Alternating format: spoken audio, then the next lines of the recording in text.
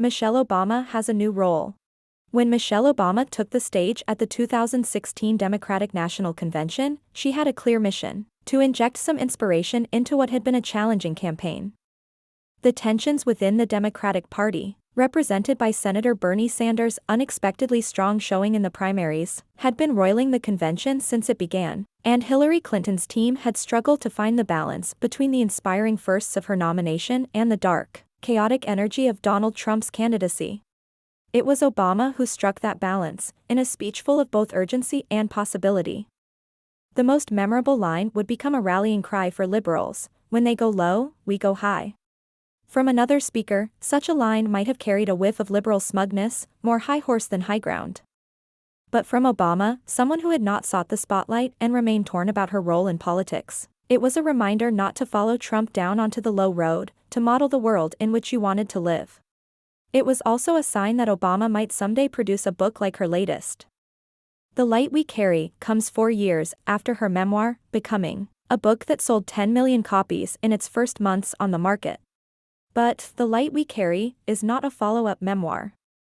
It's a self-help book, one that reflects all the conventions of the genre and shows that Obama understands her appeal, not as a former First Lady who has done things few people will ever be able to do, but as a person who has faced familiar challenges despite her unusual circumstances. She has an intuitive sense of how blurred the lines have become between not only the personal and the political, but between influencer and politician.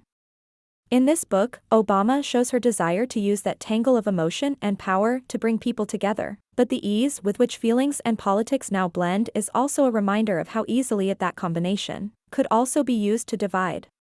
The Light We Carry grew out of both the We Go High moment and the book tour around Becoming. If We Go High became a marker of Obama's role as a moral authority for millions of Americans, Becoming became a conduit through which they came to see her as someone who shared and understood their struggles. In her new book, Obama writes about the tour that followed her memoir's publication, when she spoke to sold-out stadiums and living room-sized book groups.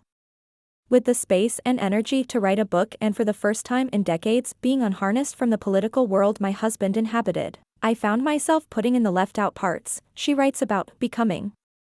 With the book, I showed myself from the inside out, less guarded than I had ever been, and I was surprised to find how quickly others dropped their guards in response.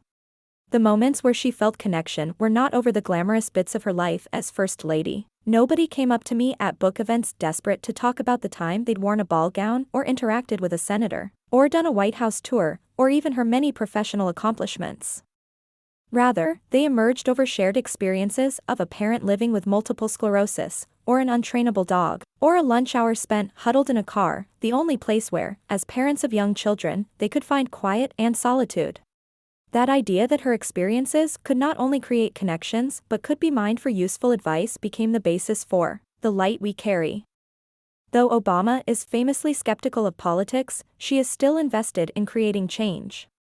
The way she thinks about change should be familiar: change first starts within, then happens in the home, then spreads to the wider community. One light feeds another, she writes. One strong family lends strength to more. One engaged community can ignite those around it. This is the power of the light we carry.